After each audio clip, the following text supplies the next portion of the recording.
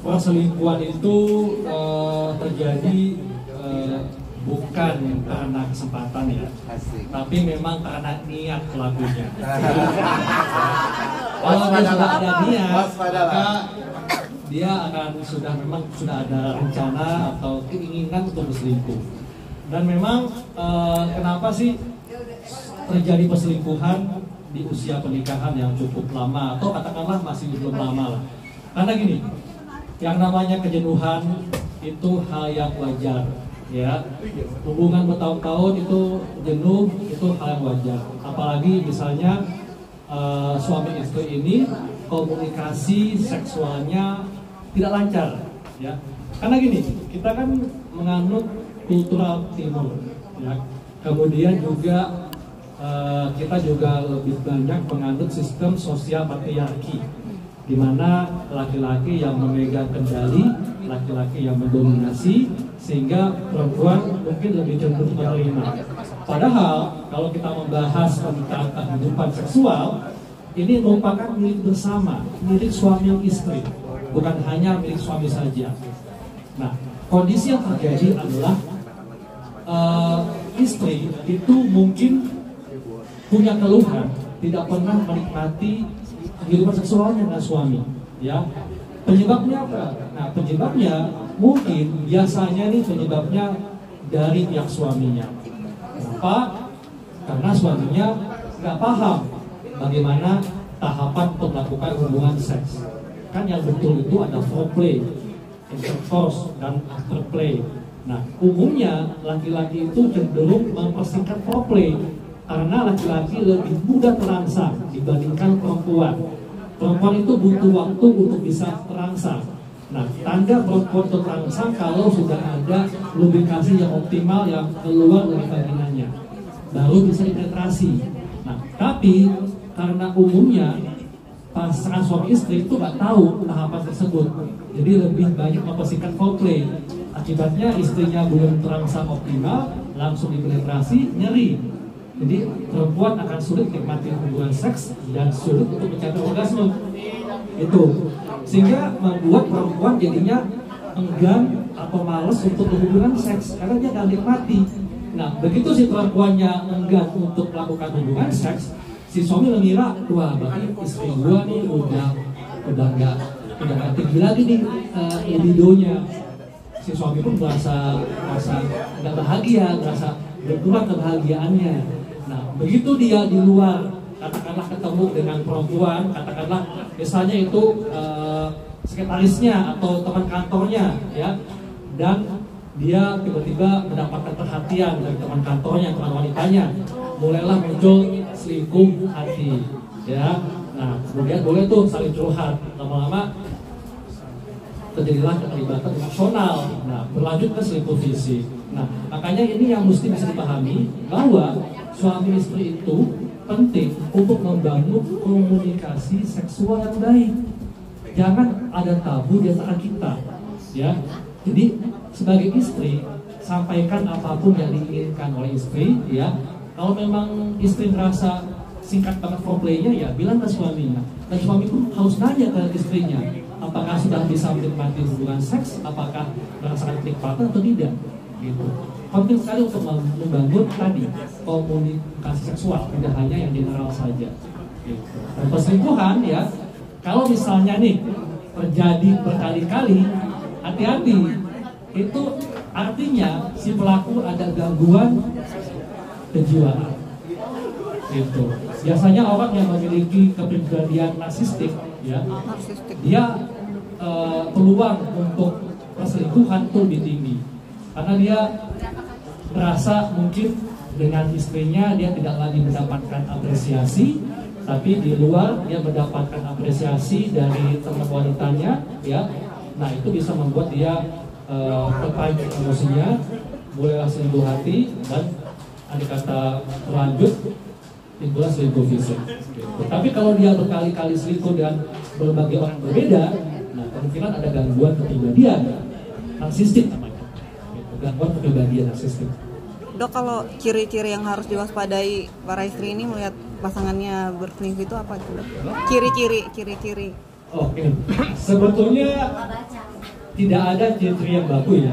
Mungkin kita ada yang menganggap wah kalau si suaminya sibuk main HP terus atau suaminya kurang perhatian itu tanda berpaling ke lain hati. Itu nggak patokan sih. Ya kita nggak bisa mereka-reka apakah ini tanda suami atau istri mulai berselingkuh. Ya untuk lebih tahu ya mesti dibangun komunikasinya. Gini artinya dalam membina hubungan ya.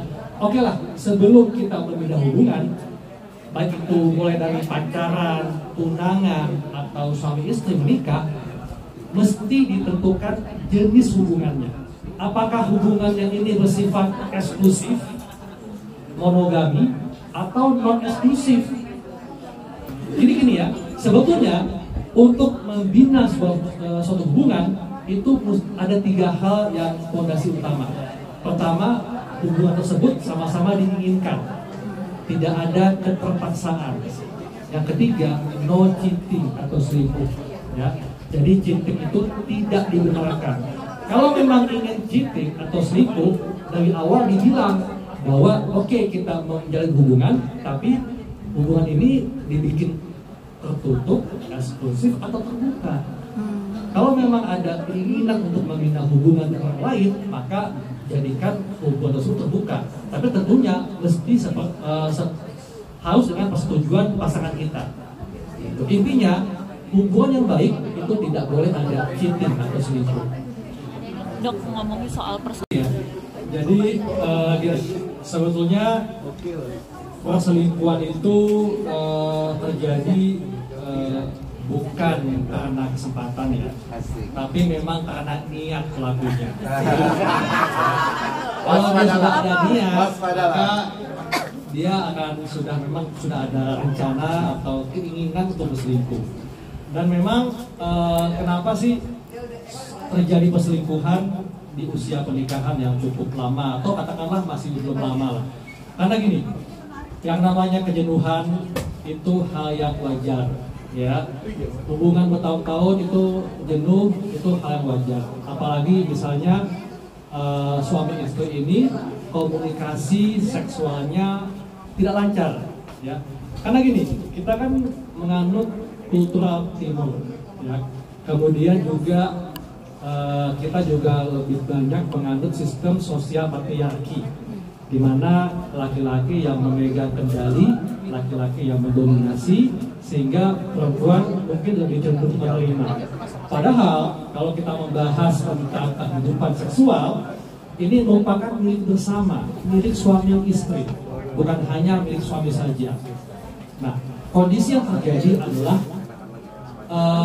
istri itu mungkin punya keluhan, tidak pernah menikmati kehidupan seksualnya dengan suami, ya. Penyebabnya apa? Nah, penyebabnya mungkin biasanya nih penyebabnya dari pihak suaminya. Kenapa? Karena suaminya nggak paham bagaimana tahapan untuk melakukan hubungan seks. Kan yang betul itu ada foreplay, intercourse, dan afterplay. Nah, umumnya laki-laki itu cenderung mempersingkat foreplay karena laki-laki lebih mudah terangsang dibandingkan perempuan. Perempuan itu butuh waktu untuk bisa terangsang. Nah, tanda perempuan itu terangsang kalau sudah ada lubrikasi yang optimal yang keluar dari vaginanya, baru bisa dipenetrasi. Nah, tapi karena umumnya pasangan suami istri itu nggak tahu tahapan tersebut, jadi lebih banyak mempersingkat foreplay. Akibatnya istrinya belum terangsang optimal, langsung dipenetrasi, nyeri. Jadi perempuan akan sulit menikmati hubungan seks dan sulit untuk mencapai orgasme. Itu sehingga membuat perempuan jadinya enggan atau malas untuk berhubungan seks karena dia nggak nikmati. Nah, begitu si perempuannya enggan untuk melakukan hubungan seks, si suami mengira, wah berarti istri gua nih udah nggak tinggi lagi nih libidonya. Si suami pun merasa nggak bahagia, merasa berkurang kebahagiaannya. Nah, begitu dia di luar, katakanlah ketemu dengan perempuan, katakanlah misalnya itu sekretarisnya atau teman kantornya, ya, dan dia tiba-tiba mendapatkan perhatian dari teman kantornya, teman wanitanya, mulailah muncul selingkuh hati, ya. Nah, kemudian boleh tuh saling curhat, lama-lama terjadilah keterlibatan emosional. Nah, berlanjut ke selingkuh fisik. Nah, makanya ini yang mesti bisa dipahami bahwa suami istri itu penting untuk membangun komunikasi seksual yang baik. Jangan ada tabu di antara kita, ya. Jadi sebagai istri, sampaikan apapun yang diinginkan oleh istri, ya. Kalau memang istri merasa singkat banget foreplaynya, ya bilang ke suaminya. Dan suami pun harus nanya ke istrinya, apakah sudah bisa menikmati hubungan seks, apakah merasakan kenikmatan atau tidak, gitu. Penting sekali untuk membangun tadi komunikasi seksual, tidak hanya yang general saja. Gitu. Dan perselingkuhan, ya, kalau misalnya nih terjadi berkali-kali, hati-hati. Itu artinya si pelaku ada gangguan kejiwaan. Gitu. Biasanya orang yang memiliki kepribadian narsistik, ya, dia peluang untuk perselingkuhan itu lebih tinggi, karena dia merasa mungkin dengan istrinya dia tidak lagi mendapatkan apresiasi, tapi di luar dia mendapatkan apresiasi dari teman wanitanya, ya. Nah, itu bisa membuat dia terpancing emosinya, mulailah selingkuh hati, dan ada kata berlanjut itulah selingkuh fisik. Gitu. Tapi kalau dia berkali-kali selingkuh dan berbagai orang berbeda, nah kemungkinan ada gangguan kepribadian narsistik namanya. Gitu. Gangguan kepribadian narsistik. Dok, kalau ciri-ciri yang harus diwaspadai para istri ini melihat pasangannya berselingkuh itu apa, Dok? Ciri-ciri. Oke. Sebetulnya tidak ada ciri yang baku, ya. Mungkin kita ada yang menganggap, wah kalau si suaminya sibuk main HP terus atau suaminya kurang perhatian itu tanda berpaling ke lain hati. Itu nggak patokan sih, ya. Kita nggak bisa mereka-reka apakah ini tanda suami atau istri mulai berselingkuh. Ya, untuk lebih tahu ya mesti dibangun komunikasinya. Gini, artinya dalam membina hubungan, ya. Oke lah, sebelum kita membina hubungan, baik itu mulai dari pacaran, tunangan, atau suami istri menikah, mesti ditentukan jenis hubungannya. Apakah hubungannya ini bersifat eksklusif, monogami, atau non-eksklusif. Jadi gini ya, sebetulnya untuk membina suatu hubungan itu ada 3 hal yang fondasi utama. Pertama, hubungan tersebut sama-sama diinginkan, tidak ada keterpaksaan. Yang ketiga, no cheating atau selingkuh, ya. Jadi cheating itu tidak dibenarkan. Kalau memang ingin cheating atau selingkuh, dari awal dibilang bahwa oke, kita menjalin hubungan, tapi hubungan ini dibikin tertutup, eksklusif atau terbuka.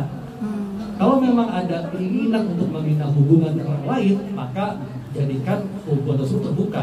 Tapi tentunya mesti harus dengan persetujuan pasangan kita. Intinya hubungan yang baik itu tidak boleh ada cheating atau selingkuh. Dok, ngomongin soal